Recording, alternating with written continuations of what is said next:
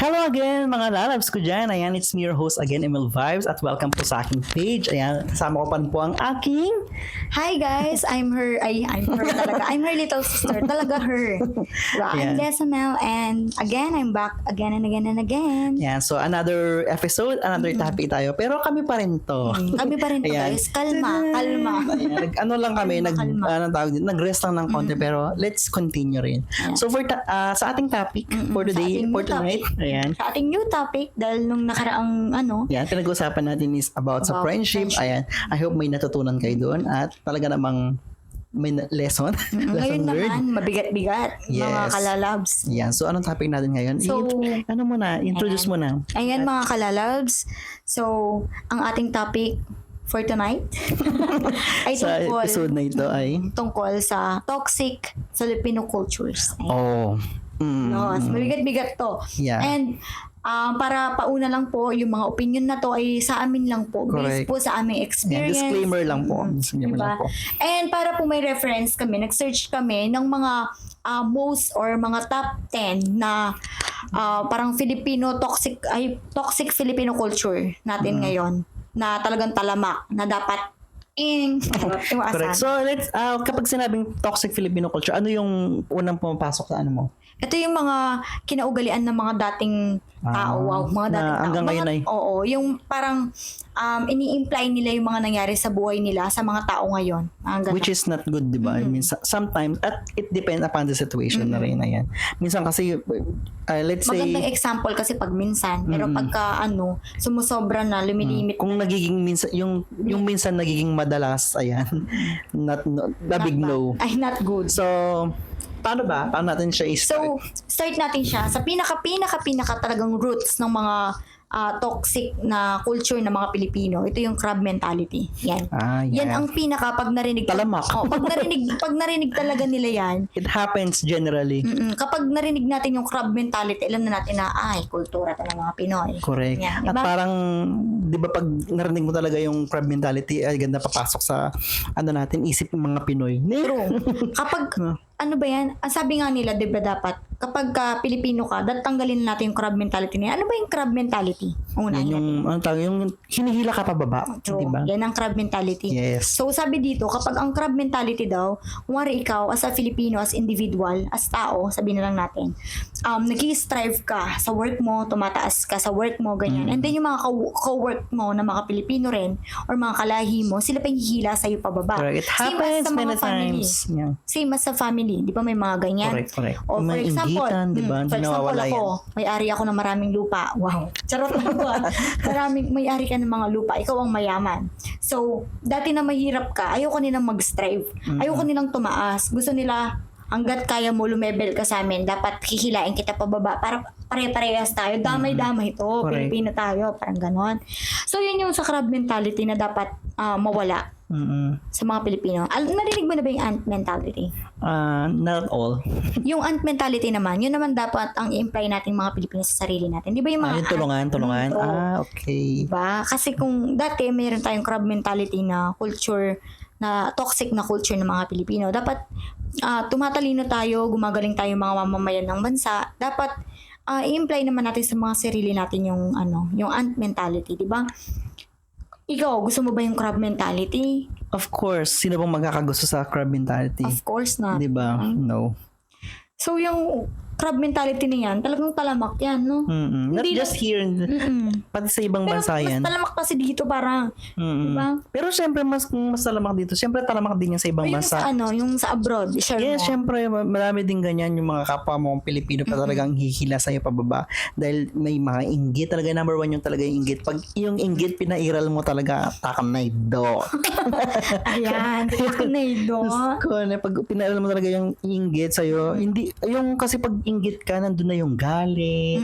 Di ba? Yung, Ayaw ano mo ba yung, na sasapawan. Oo, yung ayaw mo na sasapawan. Tapos, doon ka na nagiging sip-sip. Yung nagiging pabida-bida ka. Parang root of all Correct. evil pala. Oo, parang di crab ba? mentality, no? Oo, kasi nagiging ka na rin, nagiging napaka masama mo na. Agresibo ka sa lahat. Parang ganun. Ayaw mo na sasapawan, ganun. Gusto mo ikaw magaling, gusto mo yung inuutos sa kanya, ikaw yung gumawa para lang Umangat ka. umangat, mapansin ng Hilain mo yung Oo. nasa unahan mo. Ganun. correct. Yung bang ayaw mo talagang umangat yung kapwa mo. Yun talaga yung pinaka ng crab mentality. Ayaw mo umangat yung kapwa mo. Meron nga ako nakitang picture ng meme, sabi niya, there are two type of people. Yung kunyari mag-friendship tayo, tapos ikaw yung umangat, tapos I'm so very very happy for pinapalakpakan kita. Proud siya. Tapos nung ako na yung umangat, ikaw galit na galit ka. Ganon siya. So yun yung sinasabing dalawang type ng people. Yung diba? masaya kapag may nararating ka sa buhay, tsaka yung naiinggit kapag ka may nararating ka sa Oo, buhay. gusto niya lang Siya lang, Siya lang. pinapalakpakan. No? Gusto niya ganon. siya lang yung nasa top.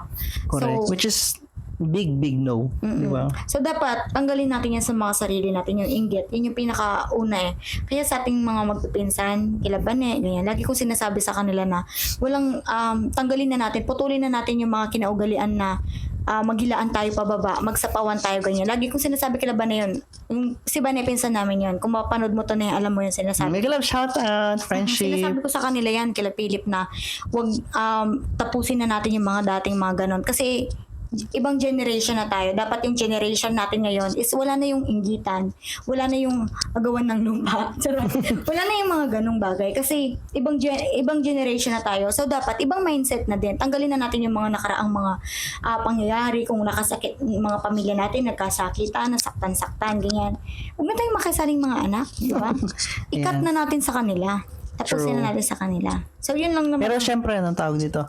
Kultura na talaga yun ng Pilipino. Hindi na yata matatanggal din. Kung umpisang tanggalin, pwede pa.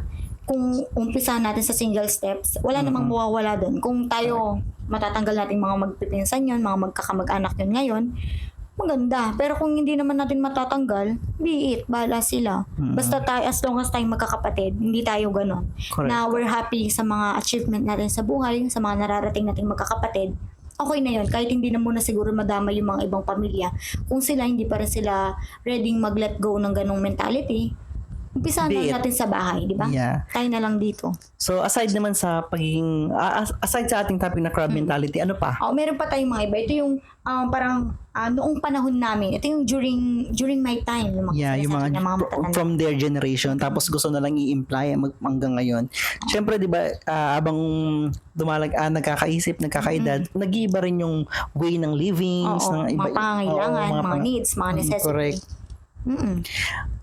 So, yung iba kasi, kunwari, si Papa, kunwari, for example lang, kunwari si Papa ko, nung panahon namin, hindi naman namin kailangan ng ganyan. Kakailanganin mo warin naman yung tablet. Noon wala pa. Parang ganon. Oo. Yung parang, nung panahon namin, 5 piso lang yung baon namin, yung mga ganon. Tapos nung panahon namin, hindi man kami pwedeng magsuot ng maikling damit, ganyan. Nadidiscriminate ngayon yung mga babae dahil doon. Sabi ko nga, yung namang pagdating naman sa mga suot ng mga babae, ganyan. Kahit naman kasi anong suot ng babae, mababastos sila. Kung bastos ang lalaki Correct. o yung tao, hindi ko naman sinasabi. Ganun din sa lalaki. Kung kahit anong suotin ng lalaki, kung babastusin siya ng mga tao, wala silang magagawa doon. Hindi mo naman pwedeng sabihin nung panahon namin kaya walang nababastos. Kasi, nandadamit sila na maayos. Diba may mga ganong instances? Pero, para sa akin to na alam ko maraming mag-a-agree dyan kasi pag nagbabasa-basa ako, ganun yung sinasabi nila na, sabi nila during my time, sabi ng mga matatanda, walang case ng rape, para mga ganon. Pero hindi nila alam, syempre wala namang mga television. Walang media, hindi pala ganap ang Hindi media. nila alam. Pero meron na po noon. Meron na mga cases. Magmula pa yan sa sinauna, di ba? Hindi na natatanggal. So, kung sasabihan po natin yung mga babae na or yung mga gay, mga kung ano-ano na nung panahon nila nire-respect sila kasi nga wala namang ganyan naglaladlad, wala namang nagsusuot ng mamaikling ganyan. So para sabihin ko lang po sa inyo, magalang pa rin po to, para sabihin ko lang po sa inyo, kahit ano pong suotin ng mga kababaihan ng mga tao, kung babastusin po sila ng mga taong bastos, kasalanan na po ng mga bastos yun. Hindi na Correct po po. ng taong nagdamit at nagsuot ng kung ano-ano. So, dapat i-accept na natin ngayon sa mga, sa generation natin ngayon na free sila kung anong gusto nilang gawin. Kung hindi mo sila babastusin at kung hindi ka taong bastos, walang mababastos, di ba? Parang ganon. Correct. So, yun naman yun dun sa noong panahon namin. So, meron pa. Bakit ito ang pinaka-pinaka. bakit di mo gayahin si? Yan. Dito naman pumapasok yung Comparing. dito pumapasok yung kumpara, yung kinukumpara sa ganito, sa ganyan, ayan, sa mga anak nila sa ganyan. Una po sa lahat, pag kinukompare mo kasi parang wala kang believe, no? Wala kang believe sa kakayahan ng sarili mong kung kanino mo man siya kinukompare, ayan, dahil meron po tayong kanya-kanyang level ng pananaw sa buhay, ng mga ganap sa buhay, kung paano mo i-workout ang isang bagay. Syempre yung way mo iba sa way niya. Kaya don't compare. Huwag kang magkumpara. Kasi may iba't iba tayong kakayahan. For example, ako, magaling ako sa arts. And then yung pinsan ko, magaling siyang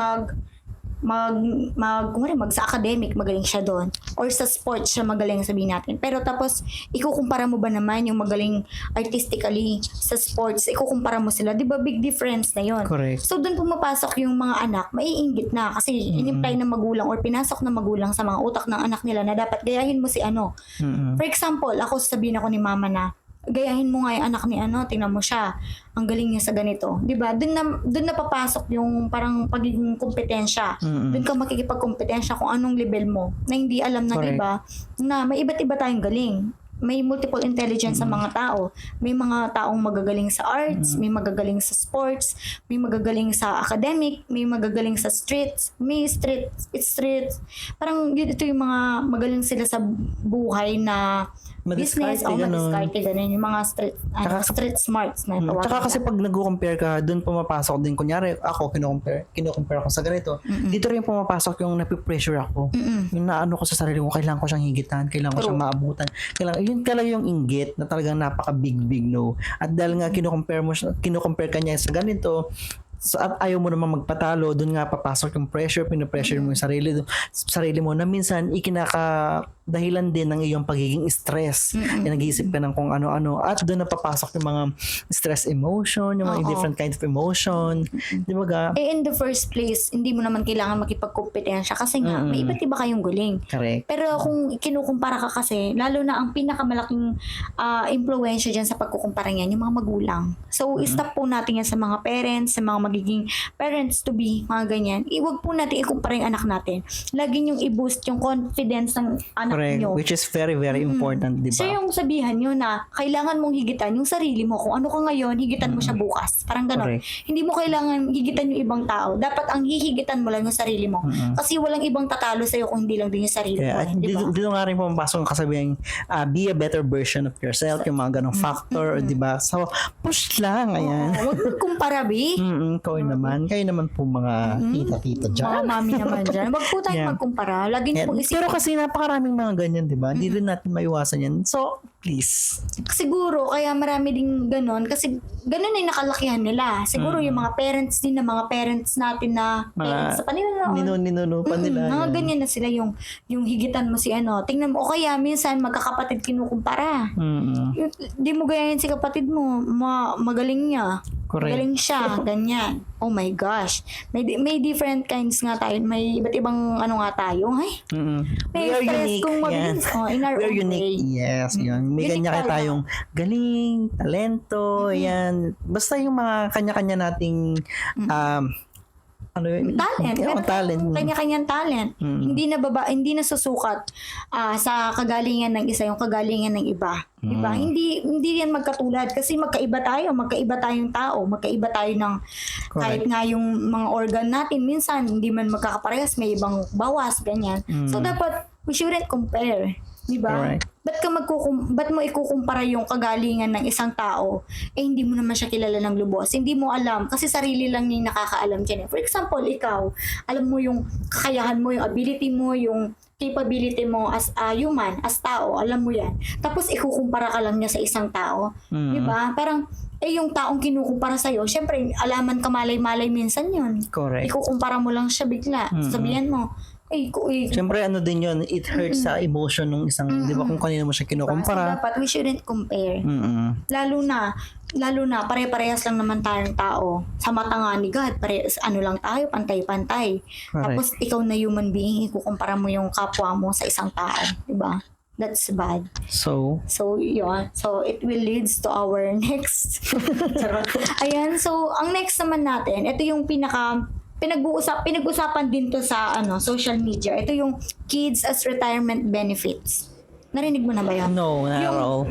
Yung anak mo, kaya sabi niya kasi, di ba, pinapag-aral ko pinapag-aral kita. Okay. Kasi para pagtanda ko, ikaw yung tutulong sa akin. Ganyan. Parang ginagawa nilang retirement benefits yung mga anak nila. Correct. Parang If hindi na nila kaya magtrabaho. Yan yung inaasahan na nila. Yung, So yun, okay. isa Yun daw pala yun. yun. Isa daw yun sa toxic Filipino culture na mga Pilipino na kapag pinag-aaral nila yung anak nila, kailangan matapos ka tapos paaralin mo yung mga kapatid mo. Di mo may mga factor na oo, gano'n? iba pa yun doon sa retirement benefit na sinasabi nila. Parang kasing sa retirement benefit, yung magbe-benefit talaga dyan, yung parents, na kapag ka, sa pagkakaalam ko lang ha, kasi parang kapag ka, natapos kang pag-aralin, talagang kailangan mong magbigay ng pera sa kanila. Parang, di ba meron sila sinasabi na, Parang yung utang na loob, oo, gano'n. nilabas kita, gano'n, di ba? Iniri kita, yung mga ibang nanay, gano'n. Narinig na akong gano'n. Tiyan. Yung parang gano'n na, inano kita, pinanganak kita, dapat sukulian mo. Tapos pinag-aral kita, dapat yung pinag-aral ko sa'yo, dapat ibalik mo. In the first place naman, hindi, parang, karapatan ng bata na rights nating mga anak na magkaroon ng education. True. Inanak nila tayo eh. So, dapat yun yung tanggalin din nila sa mga culture, ay sa mga toxic culture ng mga Pilipino, na gawin yung mga anak nila as their retirement benefits. Di ba? Sa tingin mo, ikaw, pag kumari ako, nagkaanak ako, papag-doktor kita. O, tapos ka na mag-doktor, syempre, pag wala na akong ikaw gagamot sa akin, ganyan, ikaw mag-aalaga sa akin. Sa gusto't sa hindi, magkakapamilya yung anak mo, magkakaroon yan ng sariling buhay. At may isip yan yung anak mo. So sabi nga nila, kapag ganyan daw yung nangyayari, dapat tanggalin na daw natin mga Pilipino yung ganong culture. Kasi yung mga anak natin ganyan, nasa sa kanila kung tutulong sila or hindi. Siyempre, ikaw na anak, pinakitaan ka ng mabuti ng mga magulang mo. Iba nga, hindi man pinakitaan ng maganda. Pero tinutulungan pa rin yung mga magulang nila. Nasa anak na daw yun kung tutulong sila or tatanong sila ng utang na loob. Pero hindi yan sa mga magulang na ididikta mo. Dapat huwag obligahin. Huwag mong i-obligo sa anak Do not mo. oblige them. Huwag mong i-obligahin yung anak mo na tulungan ka, nabigyan ka ng pera, na gawin mo silang retired benefits nga. So, sa mga ganitong situation naman, syempre, sa Pilipino, hindi mo naman matatanggi na mahal mo yung mga magulang mo na kahit na nakabukod ka na, may pamilya ka na, may mga anak ka na, bumabalik ka pa rin, nagbibigay ka pa rin ng Tumutulong. Oo, di ba? Yes. At nasa anak na yan. Siyempre, as anak ka, makukonsensya ka naman siguro kung yung mama mo, ikaw nakatapos ka, kumari ako, doktor ako. Tapos yung mama ko, nangangalaka lang siya, tapos hindi ko siya tinutulungan. Sa konsensya ko na yun, di ba? Big conscience. Sa konsensya mo na yun, hindi mo na daw yung... Ayan, dito na din papasok yung next nating yung utang na loob na sinasabi mo. Kasama siya, top 5 siya sa mga toxic traits ng mga Pilipino or yung toxic culture. Mapag-utang na loob, no? Yung for example, tinulungan ka. Tapos yung tulong na yung may kapalit. Di ba? Tapos kapag yung utang na loob, ginagawa pang sinusumbat pa yung mga natulong sa'yo, di ba? Wala kang utang na loob, ganyan tinulungan kita. Oy, my goodness. Nung wala ka, may mo pera. Ngayon, binigyan kita pera. Tapos ngayon wala ako. Yung gano'n, may utang na loob ka sa akin. Ganyan. Pero talaga naman kasing it happens na in general life. Kaya nga, kabilang siya sa mga toxic. Talagang Talamak. Talagang maraming gumagawa. Maraming may ganitong ugali. Parang gano'n. Correct. So, yung utang na loob naman, para sa akin, kung wari ako tinulungan ko isang tao, syempre, for instance, may isip mo yun na, ay, tinulungan ko siya. Nasa tao na yun, kung ibabalik niya ba sa'yo or iisipin niya ba na parang utang na loob to. Minsan kasi yung mga taong binigyan lang, sila naman yung nakakaisip na tinulungan tayo, utang na loob pa natin to. Minsan yung mga nagbibigay, hindi naman nila tayo lang minsan nag-iisip ng masama. Diba? Kung wari ako nagbigay ako ng tulong, tas wala lang sa akin yun, tumulong lang ako. Tapos yung tinulungan mo, nasa isip nila, kasi nga nakukonsensya sila na, hindi naman nakukonsensya, parang napapaisip-isip sila na tinulungan niya tayo, so meron tayong utang na loob sa kanya. So nasa sarili na natin yun, kung magtatanaw ba tayo ng utang na loob sa iba, or hindi. At hindi nila tayo kailangan questionin kung tinulungan nila tayo. Kasi kung ang pagtulong naman, ay bukal sa puso mo, diba? nangyayari yan, ng kagustuhan mo, hindi naman sa pipilitan ka ng tumulong, di ba? So, dapat kapag tumulong ka, lubusin mo na. Huwag mo nang para isumbat. Hindi mo na para sabihin pa na binigyan kita ng ganito nung ikaw nangangailangan ka. Hindi na para sa ganun. So, kapag may nagbalik loob sa'yo or nagbalik ng utang na loob na yon, edi goods, di ba? Magpasalamat. Oo, kung may nagkaroon ng utang na loob sa'yo, edi maganda. Tsaka meron pa palang yung minsan nga, yung konting tulong na naibigay mo sa tao, ikaw na nagbigay, nakalimutan mo na yon. Pero yung nabigyan mo, Correct. malaking part sa kanila sa lubos na yun. Oo. At hindi nila nakakalimutan yun. Talagang yung biyaya na yun. Tapos hanggang di ba, dala nila yun. At talaga namang, basta yung mga factor na Sobrang gano'n. overwhelmed sila na tumulong ka, ganun. Yun yung pagtulong na hindi namimili or hindi naghihintay ng kapalit. Correct. Ganyan. Kapag tumutulong tayo, sabi nga nila, pag tutulong ka, huwag kang maghintay na bibigyan ka nila ng kapalit. Si God na ang bahalang magbigay sa'yo ng kapalit. At always believe na there's always good karma. Oo, Di ba? May good karma. Mm-mm. Yan. Bahala na yung Kung ano binigay mo yun, babalik sa'yo. It turns,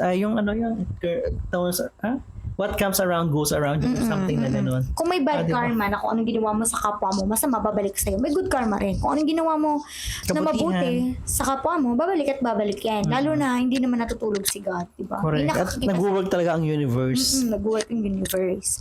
So, ang next naman natin, yung bawal mga tuwiran. Sa mga parents pa rin po. Or sa mga elder. Bawal mga tuwiran. Yung kapag ka nangatwiran ka, bastos ka. Correct. Kahit ipinaglalaban mo lang yung sarili mo, di ba? Minsan kasi, merong para sa akin sa nakaranas, charot. So, syempre, mapangatuwiran.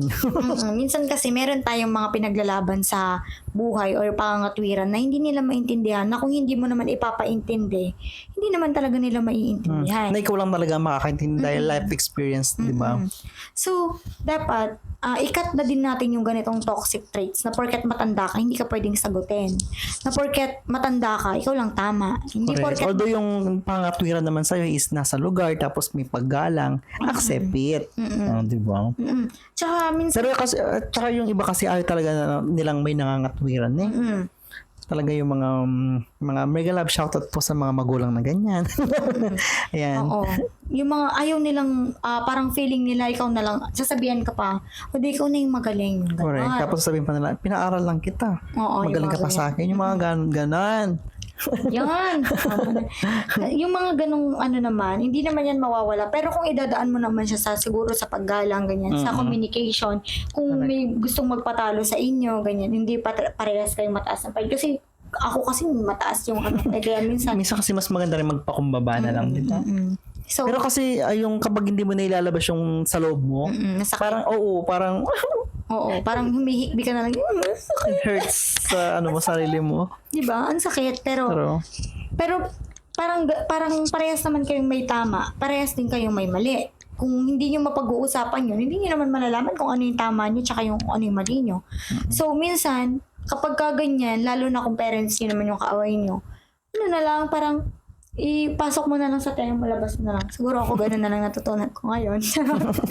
So, siguro ganun na lang magandang gawin.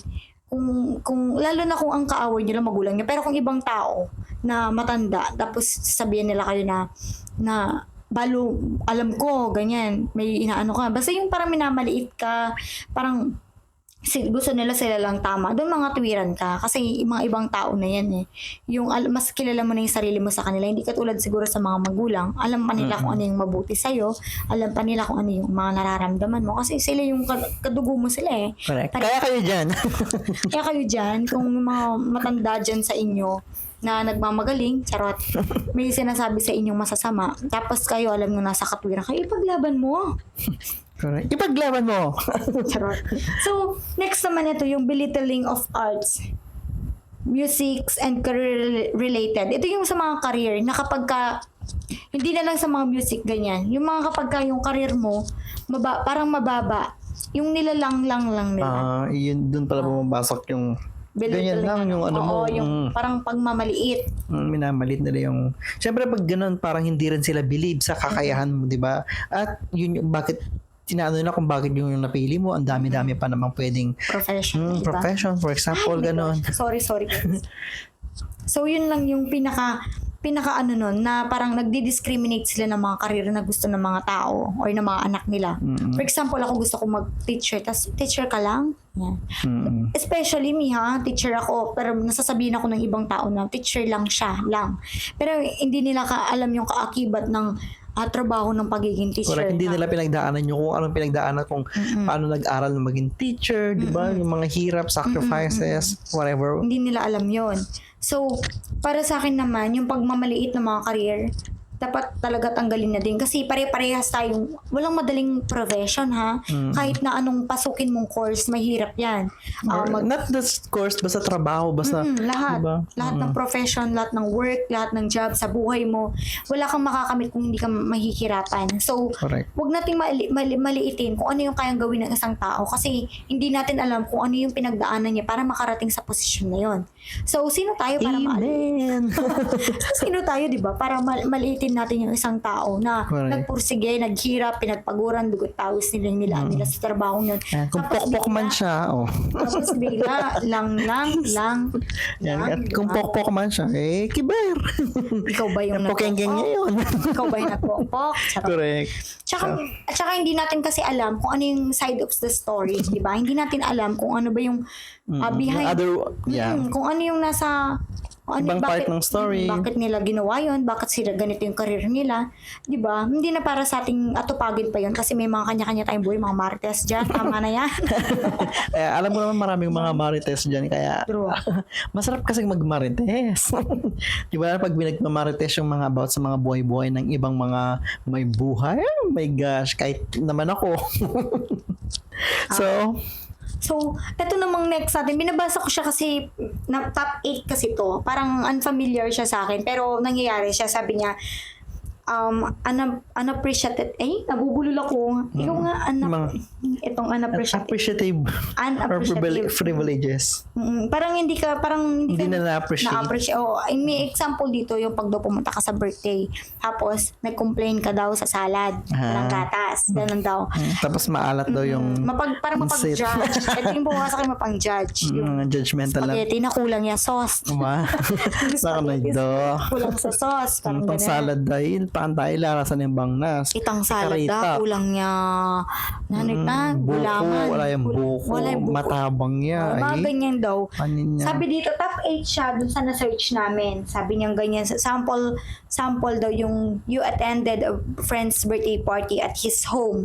Then you complain in your mind that the food is not great. And there was too few of an option, Nana. Why is it toxic? O bakit daw yun naging toxic? It's a fierce, selfish, wherein a lot are working, hoping too hard to give even a piece of that privilege. So, parang hindi natin nag-value daw kung ano yung pinaghirapan nila para magawa yun. For example, yung mga process na pinagdaanan nila para makagbuo ng pagkain. Para mabuo yung salad na yun. Then, at the back of your mind, may judge mo lang na ganito.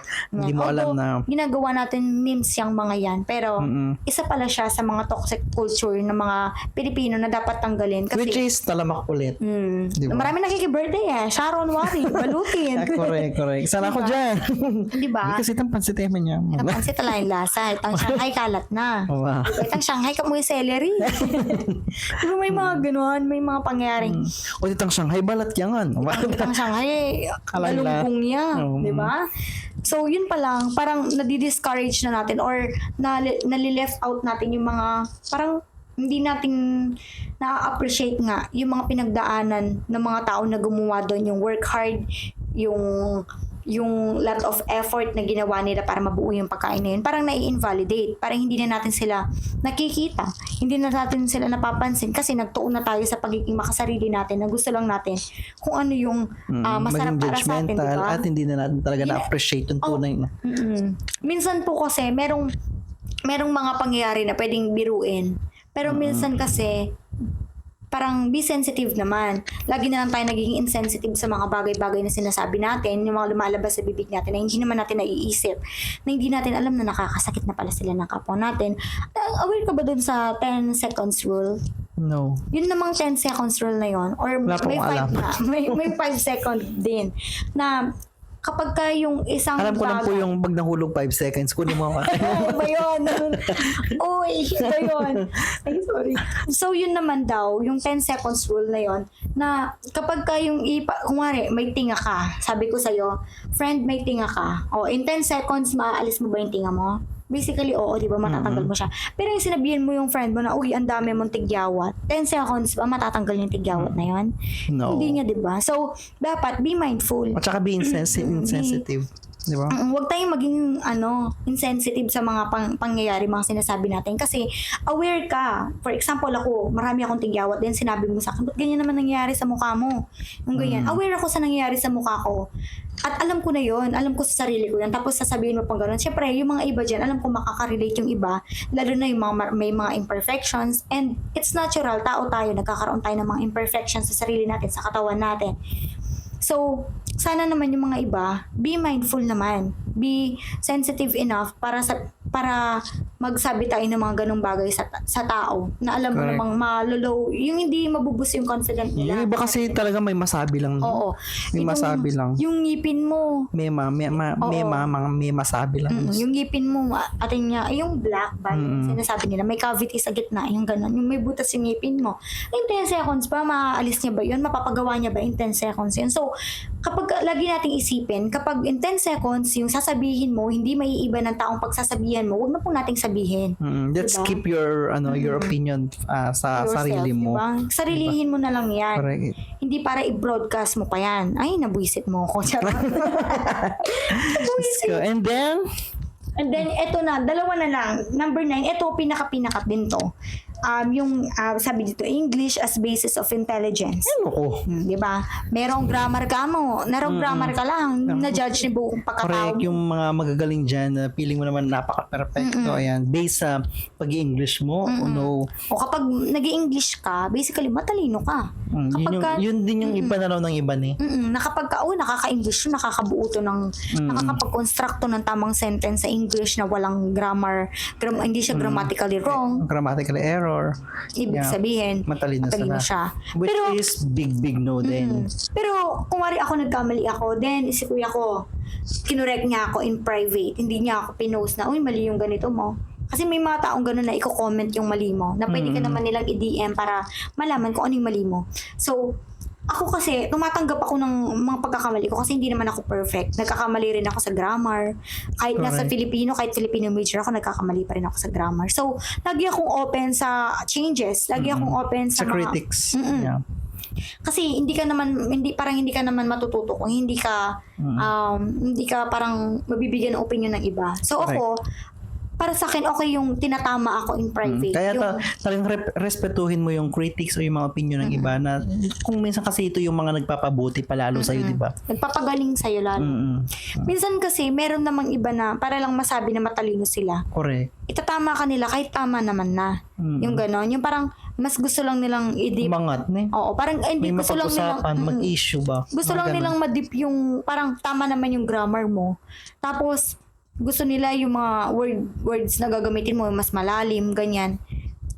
Sa ibang bansa, correct. Basta naiintindihan ka. makapag-communicate na kayo ng kaya ganito, basta nagkaintindihan kayo, kalas. Tapos na yun.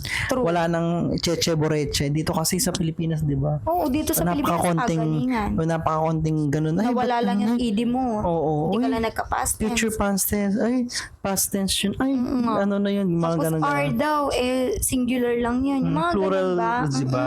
Yun yung ginagawa kasi yung Basis nga. yung English is yung English is ginagawa nilang basis ng of katilunuhan. intelligence. No, which is not very good dahil hindi ang English po, hindi po porket marunong ka or hindi ka marunong mag-English, wala ka na pong alam sa buhay, di ba?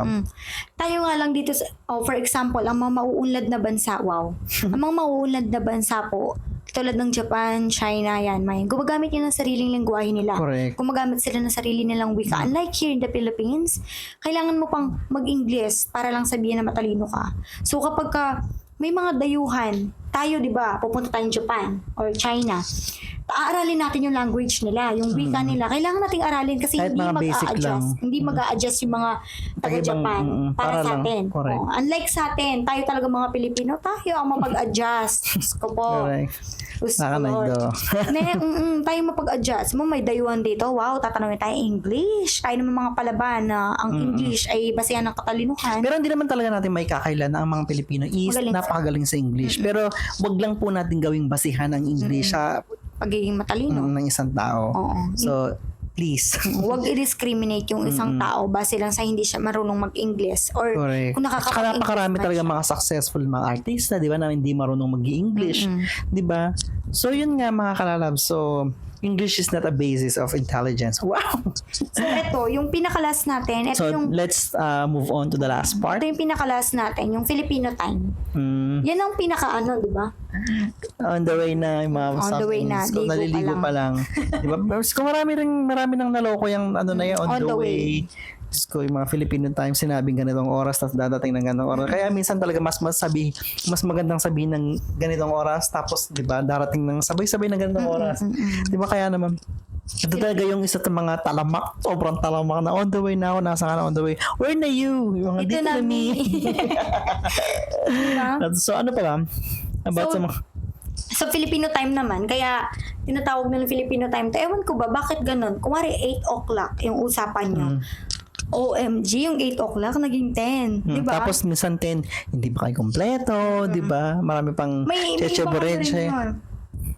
May abi dito kasi, bakit daw siya nagiging toxic? Kasi minsan, yung mga, for example, tayo nasa kumpanya tayo, ganyan. Tapos ang meeting natin, for example, 7, then nag-start tayo 8. Parang hindi daw din natin, kaya nagiging siyang toxic kasi parang hindi natin din bina-value yung time ng ibang tao. For example, sa atin yung 8, ay yung 7, masyado siyang maaga para mag-meeting. Kasi nasa isip natin agad na hindi naman mag-uumpisa yan agad. Diba? May ganun tayong pag-iisip na 7 daw yung yung call time, mag-i-start pa lang yan 8. Kaya doon tayo nag-i-start na naghihintayan. Naghihintayan kayo na dumating. Na hindi natin napapansin na yung time pala nung isa, limited lang, hindi natin na-value, kaya nagiging siyang toxic. So, sa lahat ng toxic na to, mga toxic traits na pinag-usapan natin, ano sa tingin mo yung pinaka nagulat ka na, ay, may ganito pala. Nag-i-exist pa rin pala to. Yung ganun. Anong tawag dito? Actually, yung yung hindi tayo familiar. Yung, ano ba yung hindi familiar dito? Yung ano ba? Meron akong parang hindi familiar yun. Unappreciate? Yan yung mga sa mga, although it happens, pero parang hindi ako ganong familiar yung mga hindi na-appreciate yung mga, yung mga profession, yung mga ganon, basta yung about sa mga profession. Pero talaga, sabihin ko sa inyo mga kalalabs, talagang itong mga to is talagang talamak nangyayari hanggang ngayon at hindi na talaga natin mayaalis. At hanggang sa mga generation na generation, it passed through na, di ba? Pero Yung dapat crab mentality, yan. It's not that easy, di ba? Hindi siya madali, pero kung uumpisahan natin sa mga bahay-bahay natin, sa inyo, sa mga nanonood dyan. Ay, nako, Filipino toxic culture, yan. Alam mo kung talagang pag-uusapan natin to ng yung sobrang deep, yung talagang experience by experience, hindi tayo matatapos. Correct. So, yan na muna mga kalalabs ko dyan, yung ating topic sa episode na ito. Yun nga, Sana may natutunan kayo na pwedeng tanggalin kung merong pwedeng tanggalin sa mga yan. Kung feeling nyo, isa kayo sa mga may culture na ganyan sa sarili ninyo. Aba, simulan mo na sa sarili mo. Yan, so... Walang mawawala kung umpisaan mo yan sa'yo, di ba? So, ayun nga po mga kalalabs. I hope may natutunan nga kayo at sa mga pinag-uusapan namin dito. Siyempre, hindi pwedeng wala. True. Dapat meron. True. So, thank you so much for... Reporting to. Oo. So, yun na nga, magpaparan na tayo. So, thank you so much for tuning in. Ayan. It's me again, your host, Emil Vibe. So, thank you again for tuning. So, I'm Teacher Desamel. yeah, ating teacher. So, see you again sa ating next episode. Bye-bye!